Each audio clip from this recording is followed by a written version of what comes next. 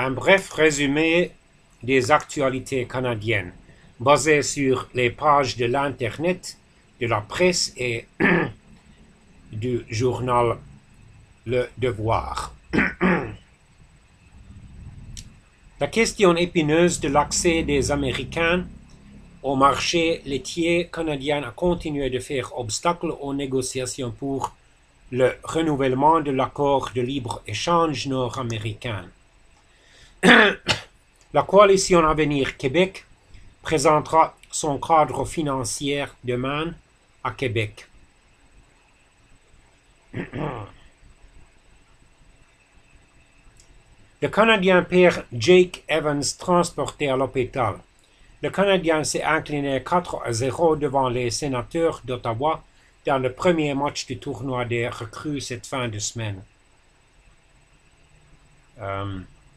Les immigrants réguliers ou irréguliers qui vivent au Canada sans détenir la résidence permanente n'ont pas le droit à l'allocation pour l'enfant.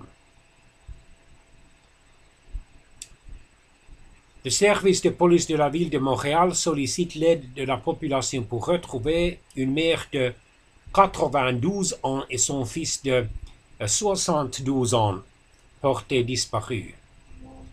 De passage au Canada, les Indians de Cleveland renoncent au logo du chef Wahoo. Toronto, la police recherche un homme suspecté de traite de personnes. 2 hommes plaident coupables à un meurtre survenu en 2016. Le ministre Baines prépare des mesures contre le dumping d'acier. Louis Lemieux sera candidat de la coalition Avenir Québec dans Saint-Jean. Québec solidaire veut soutenir les artistes et les producteurs d'alcool. Le président et cofondateur du chinois Alibaba annonce sa retraite. L'Auto-Québec voit ses profits augmenter au premier trimestre. Toronto persuadé de pouvoir obtenir le second siège social d'Amazon. La plus grande menace, c'est l'indifférence, déclare Obama.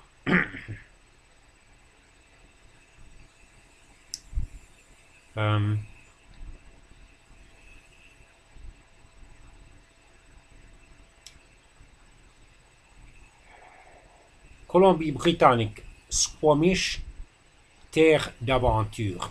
Annick Tremblay de Matane à Squamish.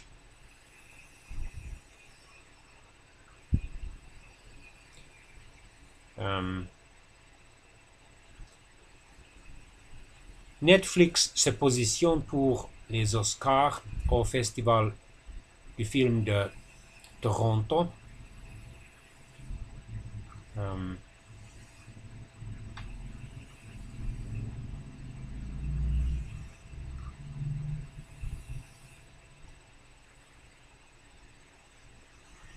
Baleine noire de l'Atlantique Nord, Ottawa réévaluera les mesures de protection.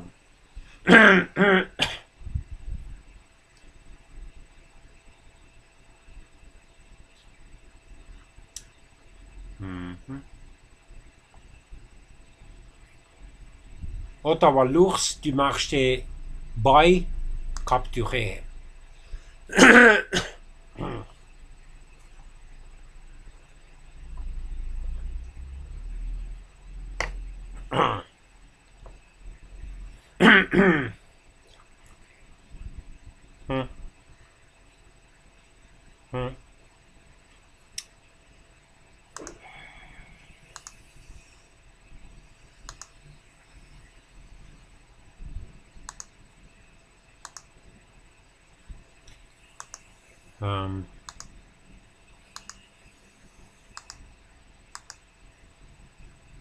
Le taux de chômage reste stable à 5,6% au Québec. Entrevue avec le chef du nouveau Parti démocratique du Québec, Raphaël Fortin.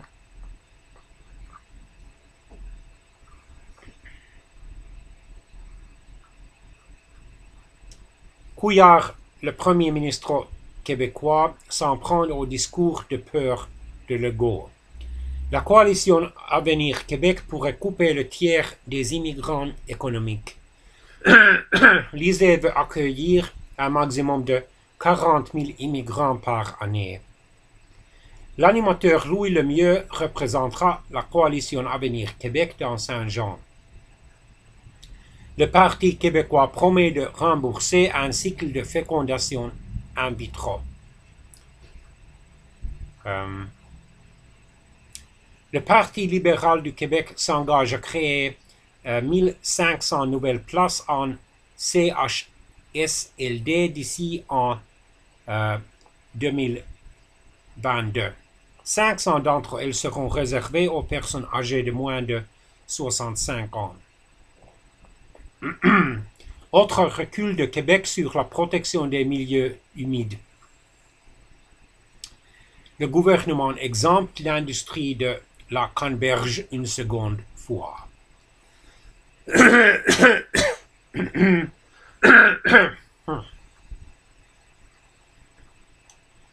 Lise Payette a mené plusieurs carrières combattant partout pour l'égalité. Elle était une féministe québécoise qui est morte récemment à l'âge de 87 ou 86 ans. 4 ex-députés néo-démocrates fédéraux ont choisi de se présenter sous la bannière de la jeune formation provinciale. Les négociations entre TVA et ses syndiqués sont au point mort.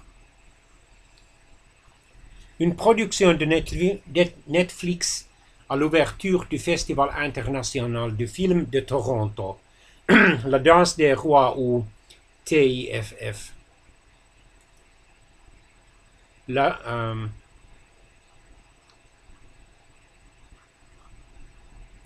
Des forages dans les cours d'eau seraient possibles. Philippe Couillard, le Premier ministre québécois, justifie l'ouverture à des projets d'hydrocarbures dans des cours d'eau. Une fusillade fait 3 blessés à Sainte Catharines, en Ontario.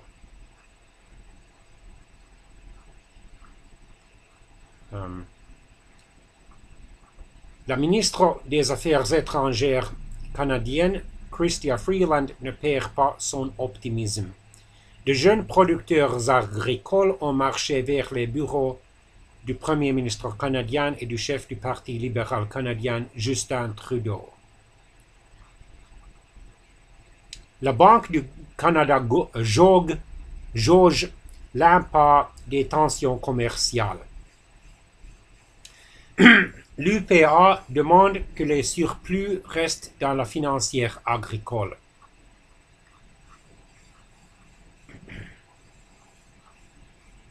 Changement majeur dans la circulation des livres au Québec.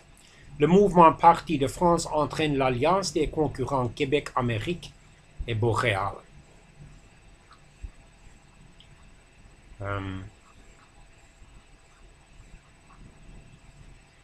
Au centre Cort Alks, le géant mondial développe une IA au service de l'humain.